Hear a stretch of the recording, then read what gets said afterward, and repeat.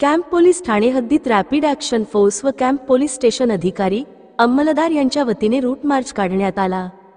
Malegaon camp दिनांक 29 जुलै 2025 चर्चगेट, रावळगाव नाका, सोमवार बाजार चौक, जुना remand home, Bhavani Chowk, Sindhi colony, Wamandada Kardak चौक, मल्लूशेठ बंगला, गवळीवाडा, महाकाली चौक, क्रांतीनगर, गणेशवाडी, मोची कॉर्नर, मेन रोड, फलटण मस्जिद, कॅम्प पोलीस चौकी, सोमवार बाजार चौक, Nandan dairy, church, camp police station Malegaon इत्यादी ठिकाणांहून रॅपिड ॲक्शन फोर्स व camp DYSP Ganapure, rapid action force PI Amol Kadam व टीम सहित कॅम्प पोलीस स्टेशनचे सर्व कर्मचारी यांनी रूट मार्च केला।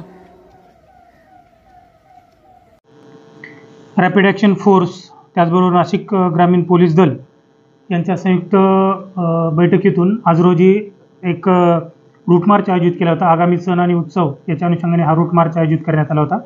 यामध्ये रॅपिड ॲक्शन फोर्सचे एक DYSP, एक PI, त्याचबरोबर 32 जवान सहभागी झाले होते। त्याचबरोबर नाशिक ग्रामीण पोलीस दलाचे एक DYSP, 2 PSI आणि 15 अंमलदार या रूट मार्चसाठी सहभागी होते।